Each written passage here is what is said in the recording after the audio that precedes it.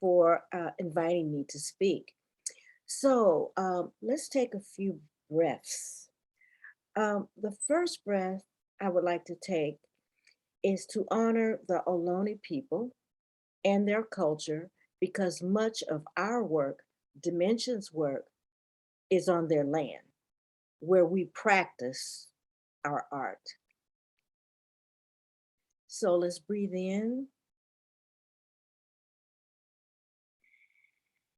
and breathe out.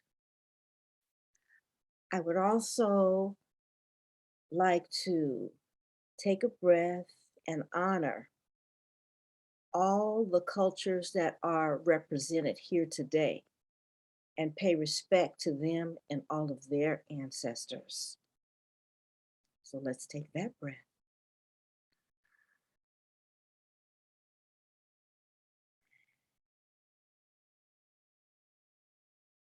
I would also like to pay my respect and honor those of you that are here today that work as teachers, artists, culture keepers, that keep pushing dance to the forefront in the schools, studios, colleges, theaters, wherever. Another breath.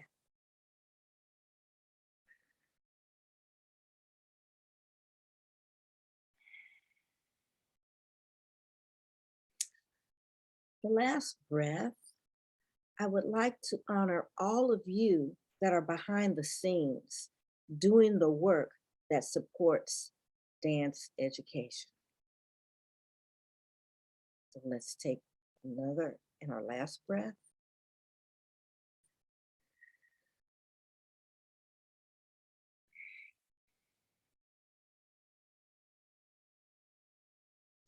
Okay, I hope you're feeling comfortable. We've honored, all of the people that help us promote our work. I'd like to just give you a little information about myself and what influenced me to become an artist. So I'll tell you a little bit about myself. My history and my grounding started very early, mainly from family. My parents immigrated from the South after World War I. My parents could not afford dance, formal dance classes. So I was kind of like a late starter in terms of having an opportunity to take formal classes. Um, but I always had an interest and a love for dance. There was also music and dancing at our home and in family gatherings. So that kind of like was really the very beginning. My mother was from Louisiana, New Orleans. My dad was from Oklahoma. And at that particular time, there were so many people coming from the South. And that was, even though we didn't have, money, we had our own communities and cultural um, elements, food, dance, music, um, that sustained us. In elementary school, there were performances and opportunities to experience art. I don't know that that happens so much now. I mean, some schools do have it, some schools don't. But there was a lot of it when I was in elementary school. There were outings that exposed us to art, and most often it was a dance performance or a carnival. Those performances were always exciting to me, and they seemed magical. That is also what sparked my imagination and transported me into another world. While I was in middle school, friends invited me to be in some of their little shows. And one day they told me about a free dance class through Oakland Parks and Recreation. Well, that was my hook. because once I started with that program, I never stopped. Um, I danced many years with those friends, and those friends, um, Eleanor Barnes, Shirley Brown, and myself, we founded Dimensions Dance Theater. So while in high school, I became even more interested in dance. And my friends were already dancing, and they had been dancing since they were 5 or 6. So I said, like, oh, I need to play catch up. So while in high school, I was determined to take more classes, but I knew that the classes uh, would cost money. They would have to be paid for. So I saved my lunch money and my small allowances, and I paid for my dance classes. After high school, my parents encouraged me to study nursing while in college. So for a long time, I knew that that was not my calling, but I never told my parents. And then finally had to share with them that I had changed my major. And when they found out that I, wasn't going to be a nurse or some other form of practice, they just thought that I had gone crazy, kind of lost my mind. Um, but the more I danced, I began to realize that dance was my passion. That was my calling. I was encouraged by wonderful friends and mentors. Ruth Beckford was a Black woman that was very important in my life, and she founded the first dance department through Oakland Parks and Recreation. She also was the founded the first Afro Haitian dance company in the Bay Area.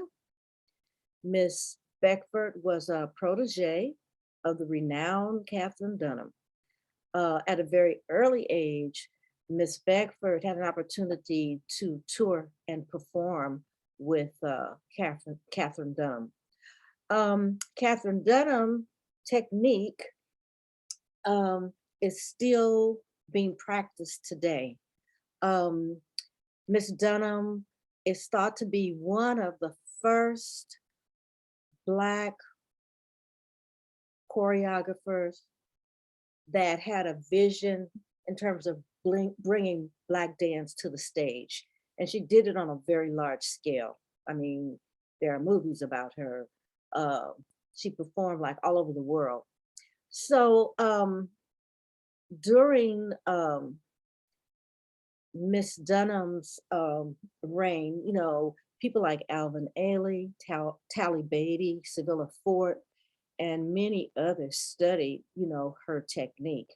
And I'm proud to say that I'm part of that legacy, which led me on a lifelong journey of studying and investigating dance from the African diaspora.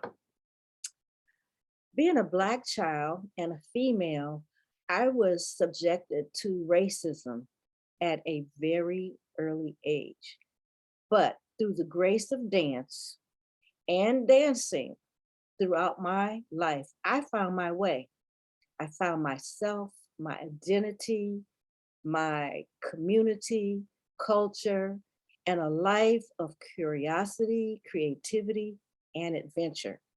Now, I'm going to ask people to do something that's very easy. We're just going to take a few moments. And if you would put in the chat, how and why did you choose dance? What made you realize that dance was your calling? Was it your calling to dance, perform? Was it your calling to teach? How has dance improved the quality of your life? So if you just take a moment to put that in the chat, and then I would just like to hear what some of your responses are. So let's give ourselves just like maybe a minute. maybe 2 minutes. So Sherry, if you could let me know like what some of the responses are, because I can't see them on my screen. Yes, I will. There isn't any yet. Okay. Okay, Latanya says she introduced to myself. I was introduced to myself through dance. Okay. Jessie says, I feel the most me when I am dancing. I love helping young people discover that about themselves. And a different Jessie says, building self-esteem and positive body image in young children. Okay. Okay, well, thank you for those responses. One of the things that, in my opinion, being grounded has to do with being well. Being well has to do with feeling safe, being able to trust the people that you are working with. Also, being safe where you are, the space where you are. Also, people holding space for you spiritually, um, emotionally, so that you do well in life.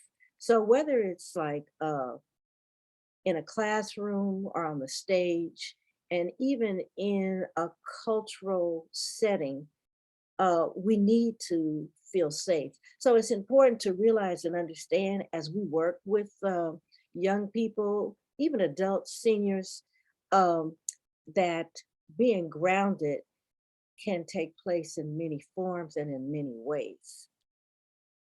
Um, art, arts, I feel at this particular time that we're in, I mean, some of it is because of COVID, but also just the way the world is being directed, that dance is really needed now more than ever. And so that's one of the things that we can continue to give to ourselves and to others. Um, dance has always been and will continue to be very important in people's lives. It's been a lifeline to so many and in so many different ways and in so many different levels. It's impacted, as you know, children, youth, adults, seniors, families. Um, Dance is life. It shows up all the time, of course, through audiences, social settings, nightlife, clubs, dance halls, neighborhoods, life celebrations, festivals. Uh, some people use it in religion, rituals, etc. We could just go on and on and on. Dance is so much a part of our life, our lives, so much a part of like our cultural experiences. Even in the streets, in many places, when there's no place to dance, we will bring it to the streets and we will create a space for dance to happen. And I think that that's great. Um, One of the things, while working um, with the Rites of Passage program, we noticed that dance had a very positive impact on students' mental health because many students, were sick of being online. Some students, their grades were starting to drop, but students were looking forward to dancing. And we had to switch our program to online. But they were looking forward to that. So we always knew and understood the importance of how dance not only brings people together, but it helps people to heal. And I think that that's one of the things that's really needed today is healing for our students. And we practice this at the Malanga Kestelart Center for the Arts. And it's been a blessing to all of us because it brings community together where artists from all over the world practice their work. And again, now art is needed more than ever. So it continues to be a lifeline for our students, for our community audiences, and just for the vibrancy of the culture, so that it's not a race. Because it has been that often, if you are doing a dance form that's not in the mainstream, it's not considered to be as important. But by us being able to gather at the Malonga Center, we have been able to, experience various parts of the African diaspora through dance. And we've been able to bring those experiences to various parts of the community. I mean, adults, children, our own programs. So that's been a wonderful experience. One of the other things that I wanted to say is much of the power of our freedom in movement, especially in the United States, well, not just the United States, but throughout the African diaspora, has come from music and dance. It has strengthened us with its songs, rhythms, and dances when courage has waned. It's connected us, uplifted us when spirits were down. And so many of us know that just from the eras that preceded us. Some of us know it through the church. Some of us know it through being at the club. Some of us know it, the young people know it through their experience with hip hop. I wanted to just also share this information from CAC. From CAC, arts education is the key to success for California students. Students who learn arts at school score higher on tests, have better attendance. Something's happening with the computer here. Have better attendance, higher test scores, significantly lower dropout rates, and are more than twice as likely to graduate from college. Creativity is cited as the #1 desired skill in today's job market, according to an IBM survey. Yet less than half of the California students have access to arts at their school. And those who stand to benefit the most are often low-income students, English language learners, as they are least likely to be given the opportunity. Combine that with the reality of 2 years of pandemic impacted learning and the loss of the arts as part of a comprehensive education. We can, we should, and we must do better to improve dance education in its offerings throughout the state as well as the nation. Can people just take a moment? Really a moment. How are your dance educations being impacted even before COVID?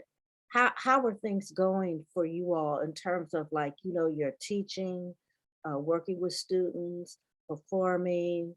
How is that going? Or have you been able to do it? So just a quick moment.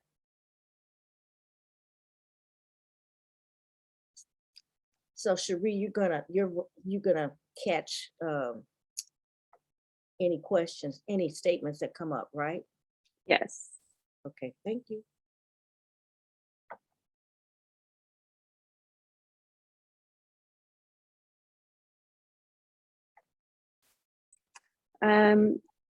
I just see Latanya says dance is the ultimate expression of our humanity, in my opinion. Okay. Should I continue? Misha says, I think people, it takes a little moment for them to type. Misha says, I had a full program with 5 concerts a year. Now we are just able to do our first in-person concert this month. Eric says, right now, many aspects of. And then Misha said, first in 2 years. Think about the in-person concert is the first in 2 years.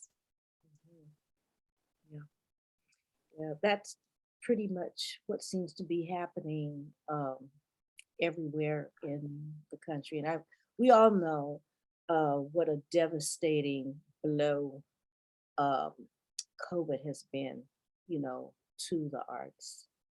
So anyway, I'll continue. Everybody longs for meaning in their life. Everybody needs to love and to be loved. Everybody deserves to be happy, experience joy, live a life where they can thrive. Everybody longs for something to believe in. Everybody wants to have a sense of belonging. And dance is the gateway to people being able to experience many of those things. And I don't know, we live in a society where people don't often feel like they have a place. People don't often feel like they can grow. Whether it's like they're being suppressed or unable to do make their lives better, depending on their living situations, their financial situations, whatever. But I believe that dance is a gateway to how all of these things can happen, you know, making our lives better. I also believe that dance is a gateway and works toward social, mental, physical, spiritual, intellectual well-being. We can touch lives in an impactful way. And we all know this because, you know, we're doing the work, but it's all coming about through dance. So we see it, we know it, we believe it. And this is one of the things that we're passing on to the lives we touch, the students that, you know, come to us. It feeds them. When you are well, you can discover your purpose. You can live your life with intention and make choices that serve your objective for why you are here on this planet. And hopefully that's one of the things that we can do for our students, the people that we work with, because it just lends itself to building community, building engagement, and just building a healthier and better society. This is why students need access to the arts. They are learning and navigating this world as they figure out what they want to do with their lives, who they are. So dance, I don't know, it's just so important. And there's just so many challenges and so many biases students today are dealing with. You know, as we work with our program, we notice that many students are going through trauma. Some students are going through neglect. Students are having identity crisis, whether it has to do with gender, bias, bias against the LGBT community. A lot of students are experiencing violence, abuse, colorism, the whole status thing, where you live, where you go to school. what trips you're able to take.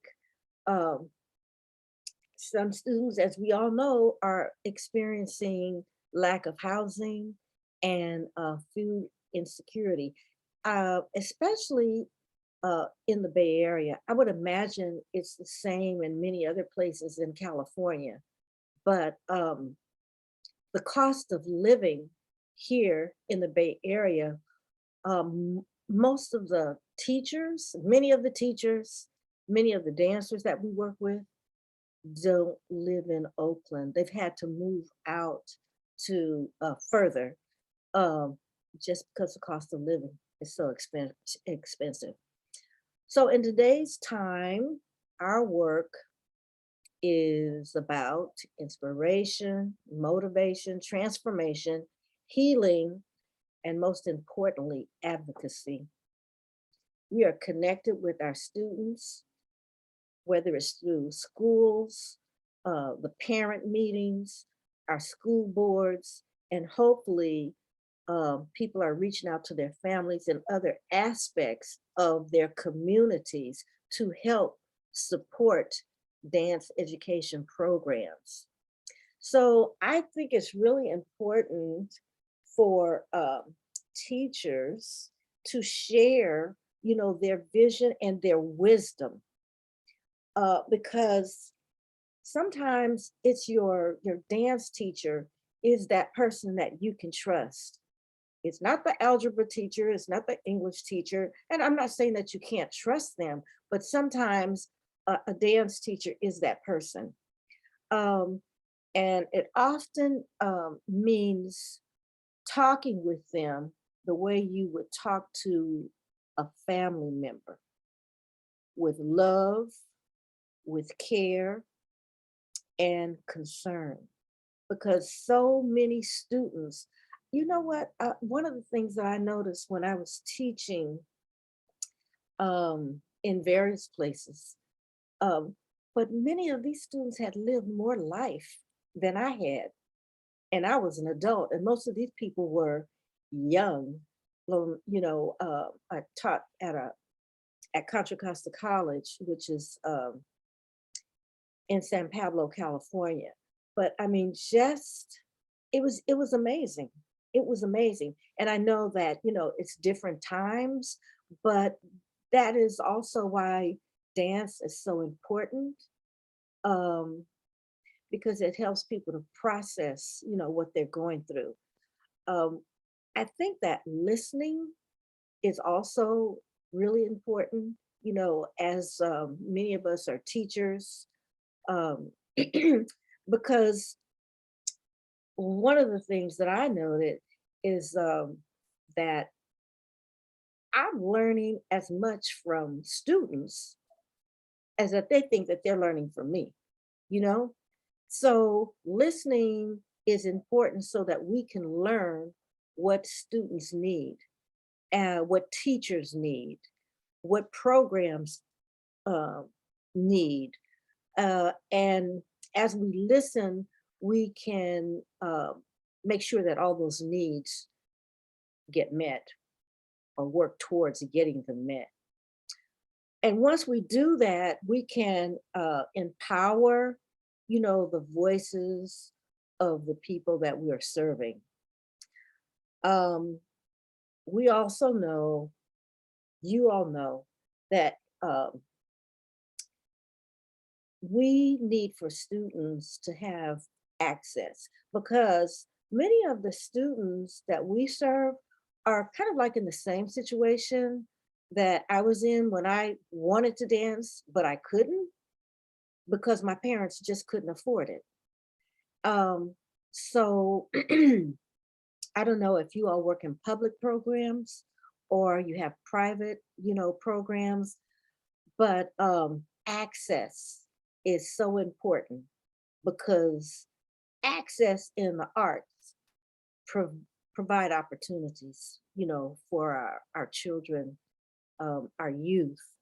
Um, so, there are different times where things come up and are very challenging that may be outside of the classroom, but sometimes those very things are opportunities. Um, those conversations are opportunities to help, our field in terms of like what we are doing. So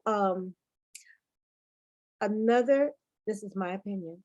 Um, I also believe that art is like a human right that can and does address uh, social injustice, uh, inequality, and can really help change where change is needed. Um, art can, we know that art can also open hearts and minds because I think that there is a perception that art is less than and it's not important. But sometimes, like the experience of going through art can open up your mind to many other things um, that can also be important in terms of how you move in the world. So we know, and someone mentioned it earlier, that art does build confidence, self-esteem, pride, and most importantly, it really helps people, youth, whoever, um, discover their own voices. So, and also helps them to determine how they want to move in the world. Artistic expression can help students also process their emotions uh, and help them to live more authentic and expressive lives. It cultivates leadership. One of the things that we are pleased about is that many of the people who work with us, some of the teachers that work in the schools, some of the teachers that work with our youth program, um, we have seen their leadership grow and they have become, and they were part of the program. They were in the program when they were youth, and now they are teaching in the program. And so I'm sure that that happens a lot with everyone, but we're really proud of that. And, I think that's just so important in terms of the, the artists, the young artists, seeing the value of like what can be done through the arts. So it's up to us to help defend, it's up to us to help defend dance within the creative ecosystem of arts education.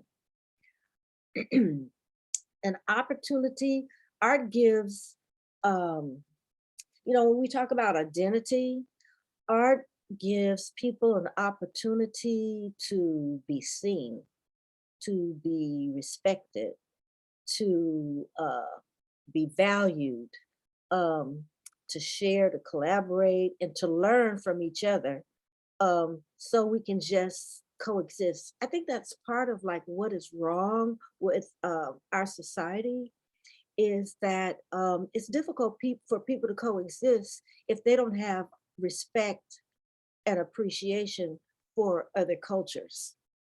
Um, so I think that art also helps to address that. What I see also when students, whether it's youth or adults, even seniors, when we are dancing, we are processing our lives, uh, body and soul, and we're affirming ourselves and expressing just expressing life. We're remembering, we're creating even within ourselves our history and our own existence.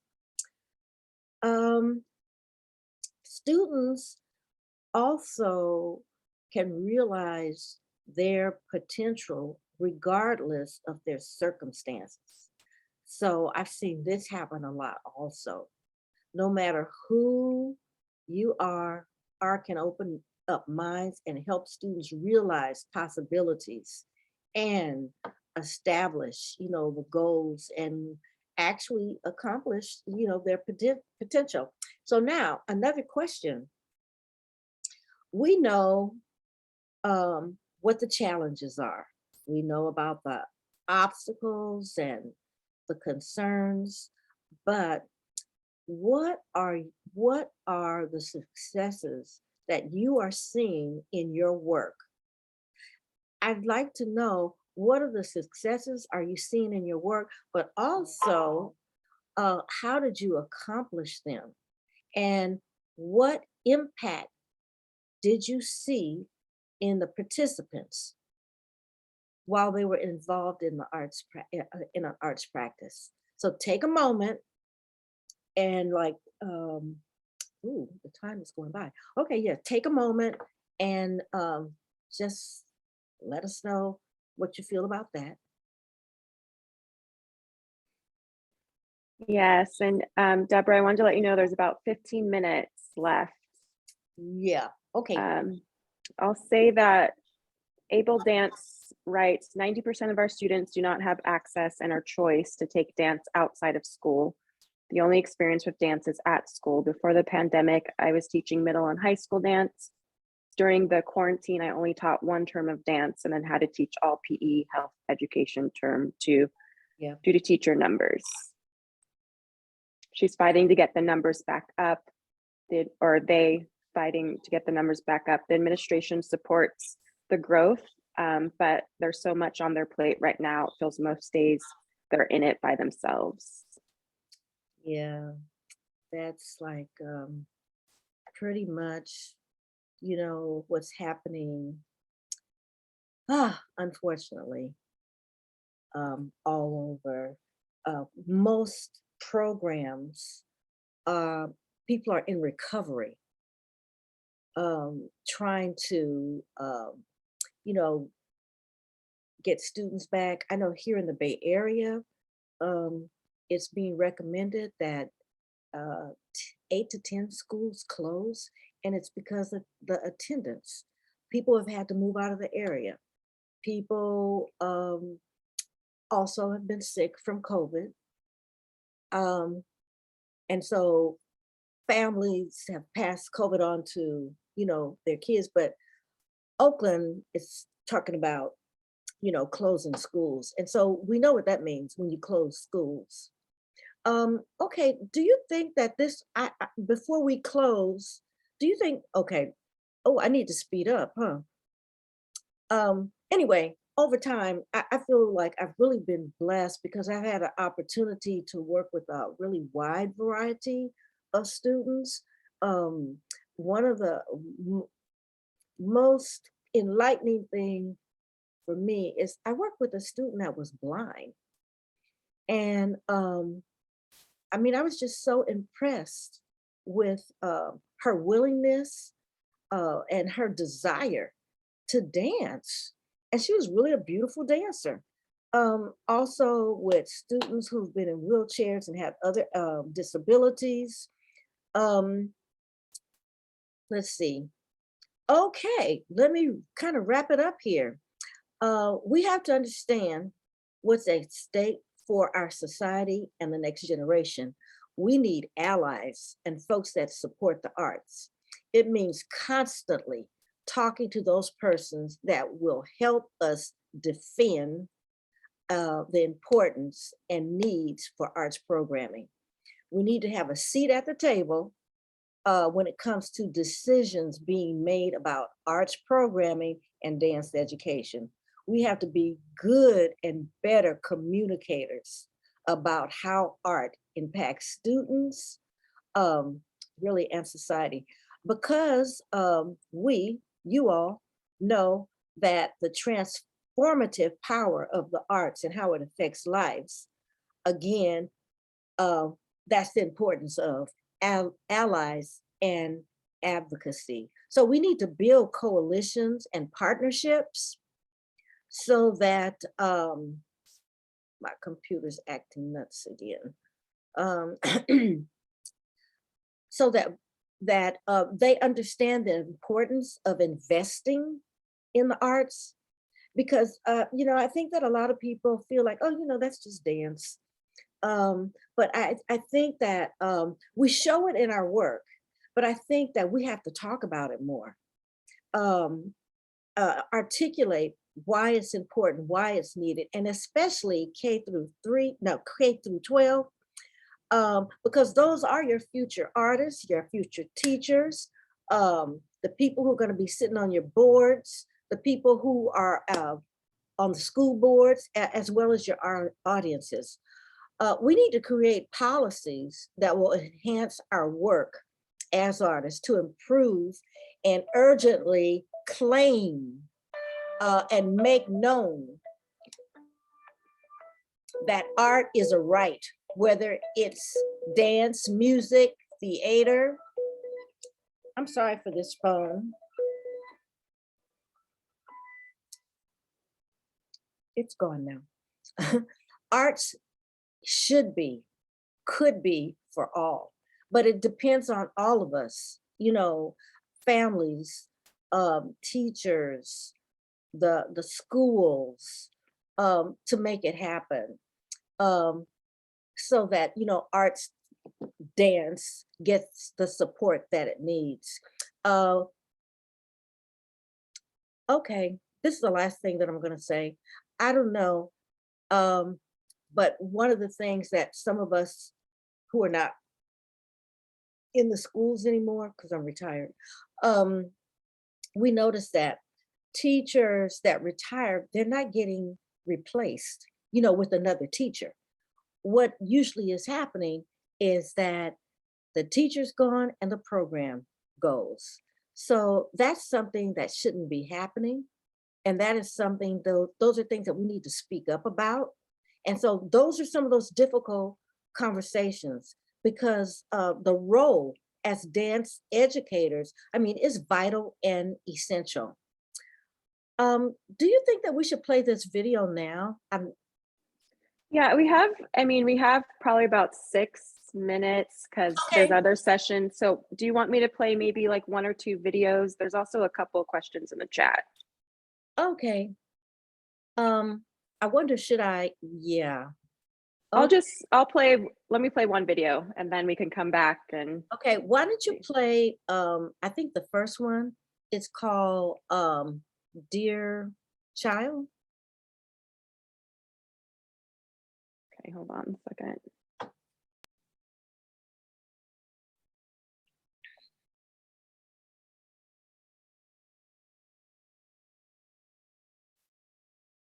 DEPE, Dear Child. Okay.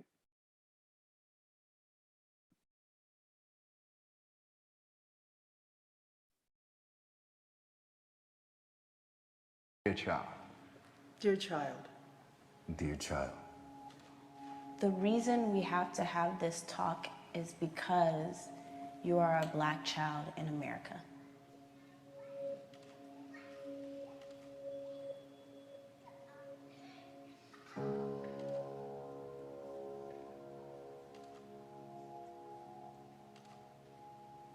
I need you to know that, man, there's so many things going on in the world.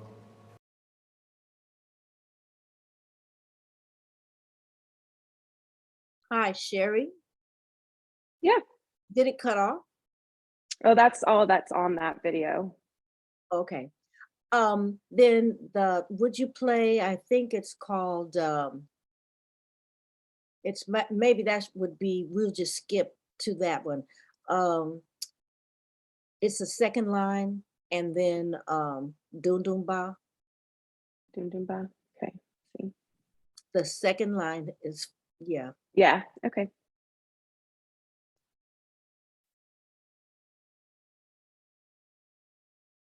Sorry.